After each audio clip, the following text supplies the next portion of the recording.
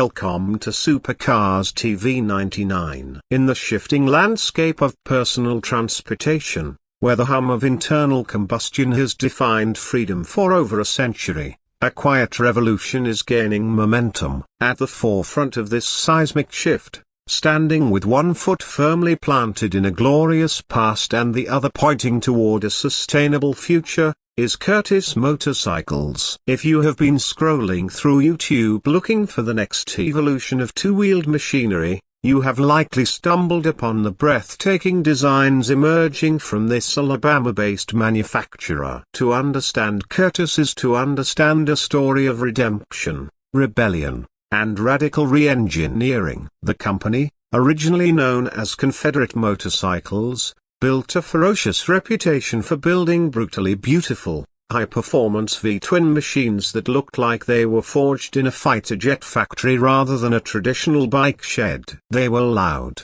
aggressive, and unapologetically American. However, as the world began to pivot away from fossil fuels, the brand faced an existential crossroads. Rather than fade into obsolescence, the company made a bold decision that shocked the industry. They rebranded as Curtiss Motorcycles, ditched the combustion engine entirely, and bet the farm on electric power. The name itself is a nod to the great Glenn Hammond Curtiss, a turn-of-the-century aviation pioneer and motorcycle record breaker who, in 1907, set a land speed record of 136.3 miles per hour on a V8-powered motorcycle of his own design. He was a visionary who understood speed and innovation, making him the perfect spiritual godfather for the modern company. Today, Curtiss Motorcycles is not just trying to build an electric motorcycle, they are trying to redefine what a motorcycle can be, freeing themselves from the constraints of the traditional gas tank and engine layout.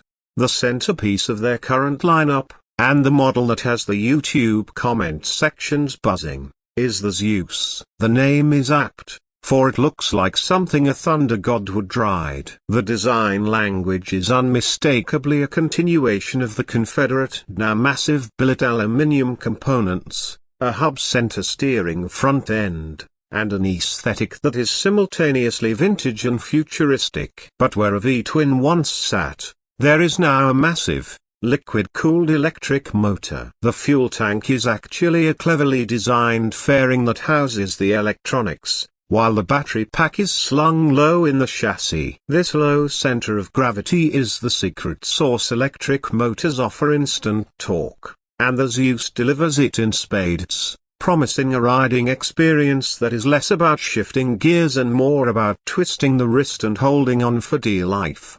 What sets Curtiss apart in the increasingly crowded electric motorcycle market is their refusal to chase the quiet and efficient appliance look that plagues many startups. While companies like Zero or Livewire focus on sleek, modern urban mobility, Curtiss builds art. They build emotional machines. They understand that riders buy with their hearts as much as their heads. The Zeus is not practical, it is a limited production, six-figure statement piece. It forces us to ask the question, in the electric age, does performance have to come at the cost of soul? Curtiss answers with a resounding number. The sound, or lack thereof, is perhaps the most controversial aspect. Motorcycle enthusiasts love the rumble of a V-twin, and Curtiss knows they cannot replicate that. Instead, they are engineering a new kind of auditory experience, a unique harmonic whine produced by the gears and the motor itself, a sound they are crafting to be distinctive and appealing in its own right. Curtiss Motorcycles represents a daring vision for the future. They are preserving the heritage of American motorcycle building while slingshotting the technology forward. Whether you love their radical aesthetics or mourn the loss of the internal combustion engine, one thing is certain, the spirit of Glenn Curtiss is alive and well, and it is